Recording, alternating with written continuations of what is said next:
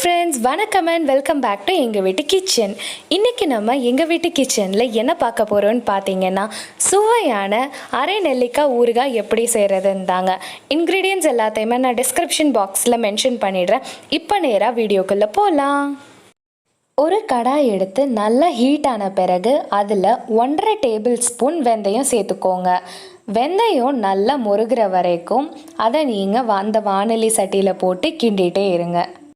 வெந்தயம் நல்ல பொன்னிறமாக ஆக ஆக உங்களுக்கு நல்ல ஒரு ஸ்மெல் வரும். அந்த டைமில் நீங்கள் அந்த வெந்தயத்தை வேறு ஒரு பிளேட்டுக்கு ட்ரான்ஸ்ஃபர் பண்ணிவிடுங்க. இப்போது வெந்தயம் மாதிரியே கடுகும் 1.5 டேபிள் ஸ்பூன் எடுத்து அதே கடாயில் ஹீட் பண்ணுங்கள். ஒரு கட்டத்துக்கு மேலே கடுகு நல்லா வெடிச்சு வர ஆரம்பிக்கும். அந்த டைமில் நீங்கள் அதை ஒரு பிளேட்டுக்கு ட்ரான்ஸ்ஃபர் பண்ணிக்கோங்க. வெந்தயம் கடுகு இது ரெண்டையும் ஒன்றா சேர்த்து ஹீட் பண்ணக்கூடாது. ஏன்னா வெந்தயம் கடுகு இது ரெண்டுக்குமே வேறு வேறு டைமிங்ஸ் இருக்குது. கடுகு சீக்கிரமாக வெடிக்க ஆரம்பிச்சிரும், ஆனால் வெந்தயம் அப்படி கிடையாது. ஸோ நம்ம ரெண்டையும் ஒன்றா மிக்ஸ் பண்ணோம் அப்படின்னா 2 கண்டென்ட்ஸுமே கருகி போகிறதுக்கு சான்ஸ் இருக்குது.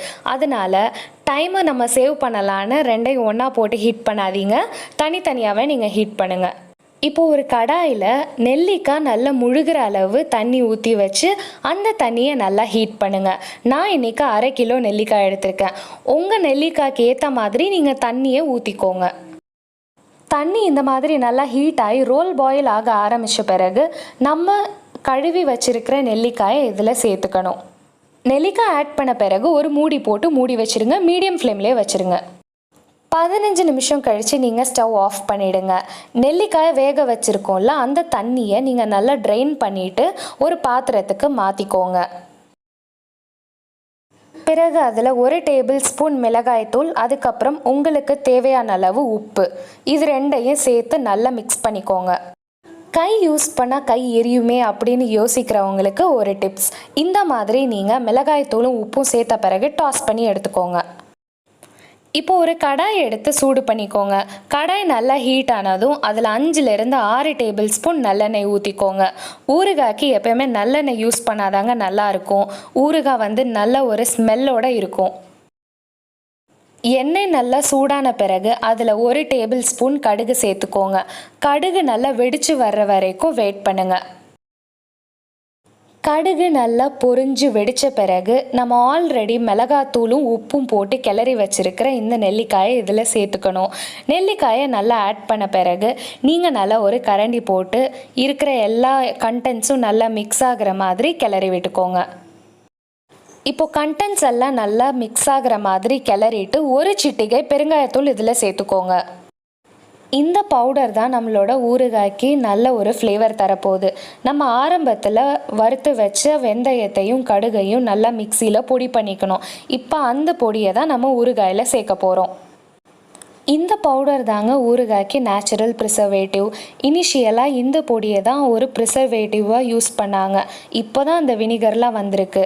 முன்னாடி பழைய காலத்துலலாம் இந்த கடுகு வெந்தய பொடியை தான் நேச்சுரல் ப்ரிசர்வேட்டிவாக யூஸ் பண்ணாங்க. ஊறுகாய் கெட்டு போகாமல் இருக்கிறதுக்கு இதுதான் மெயின் காரணம். இந்த கடுகு வெந்தய பவுடரை நம்ம அரைச்சி வச்சுருக்கிறத அப்படியே எடுத்து கொட்டாமல் உங்கள் டேஸ்ட்டுக்கு ஏற்ற மாதிரி கூடவோ குறைச்சோ நீங்கள் சேர்த்துக்கலாம். சிலருக்கு கசப்பு அதிகமாக இருக்கும், சிலருக்கு கசப்பு கம்மியாக தெரியும். அதனால உங்கள் டேஸ்ட்டுக்கு ஏற்ற மாதிரி நீங்கள் இந்த பவுட்ரு போட்டுக்கோங்க. அதே மாதிரி சிலருக்கு உப்பு பத்தாமல் இருந்துச்சு அப்படின்னா உப்பும் இந்த டைமில் நீங்கள் ஆட் பண்ணிக்கலாம்.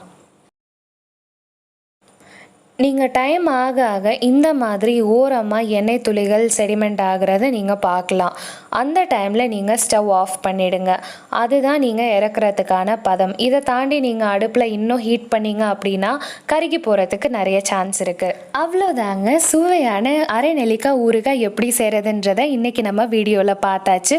கண்டிப்பாக நீங்கள் எல்லோரும் உங்கள் வீட்டில் ட்ரை பண்ணி பார்த்துட்டு எப்படி இருந்துச்சுன்றதை கமெண்ட்ஸில் சொல்லுங்கள்.